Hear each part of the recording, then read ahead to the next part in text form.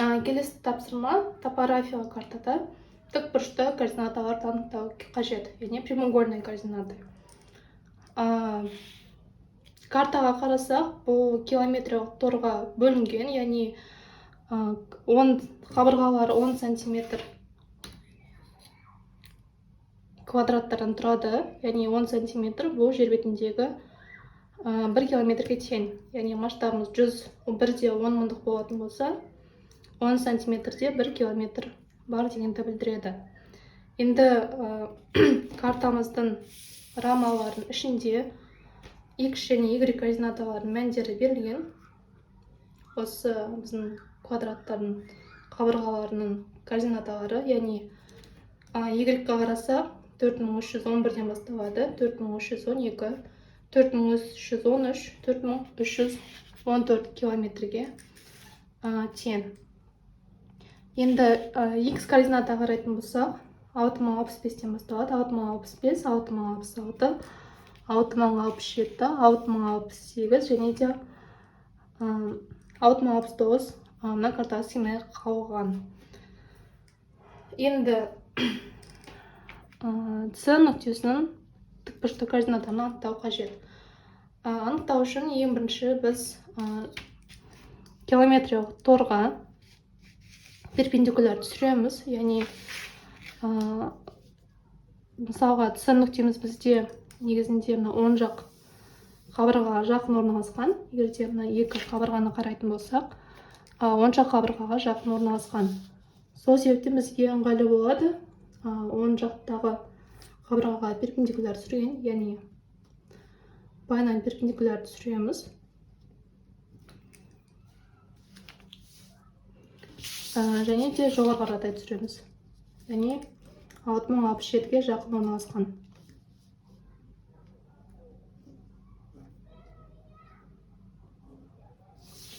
Перпендикуляр түсірдік, енді координаталарын есептейміз.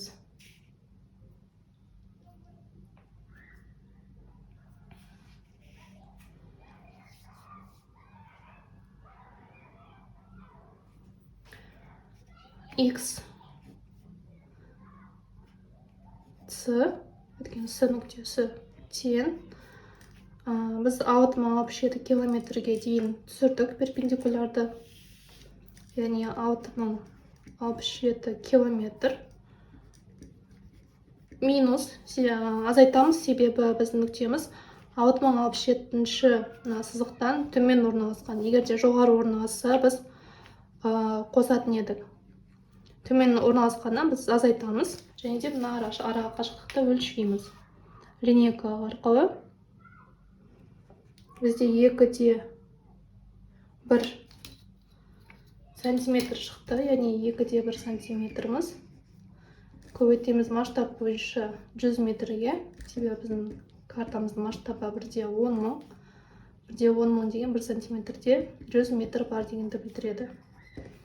Бізде 2-де 1 сантиметр бұл жер бетінде 210 метрге тең болады. Яғни 6067 километрден азайтамыз 2210 метр тең болады.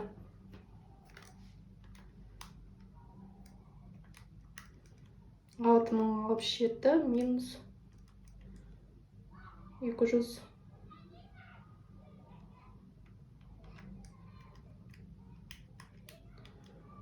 Сонда болады 6066 бүтін 179 километр, немесе 6066 790 метр. Яғни 6.066.790 метрге тең. Бұл біздің X координатамыз. Енді екінші жағдайды қарайық. X егерде біз 6066-дан өлшейік, яғни 6066-ға перпендикуляр түсіреміз. 7-де 9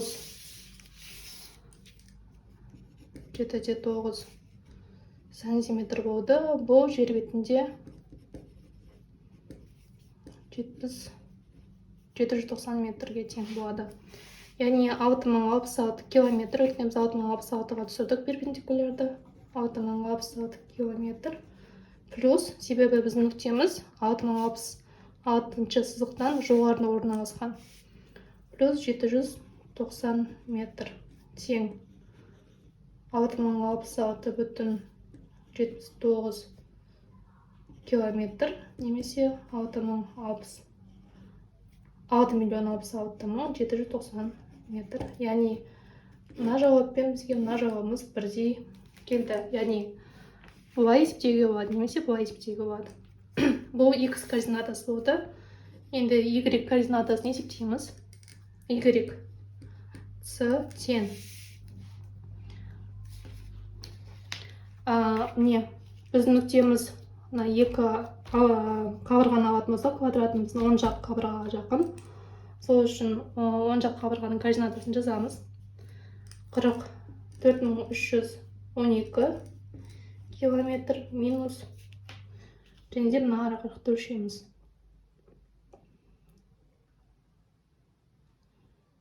Бірде 6 болып тұр. Бірде 6 бұл 160 метрге тең. Бұны азайтамыз.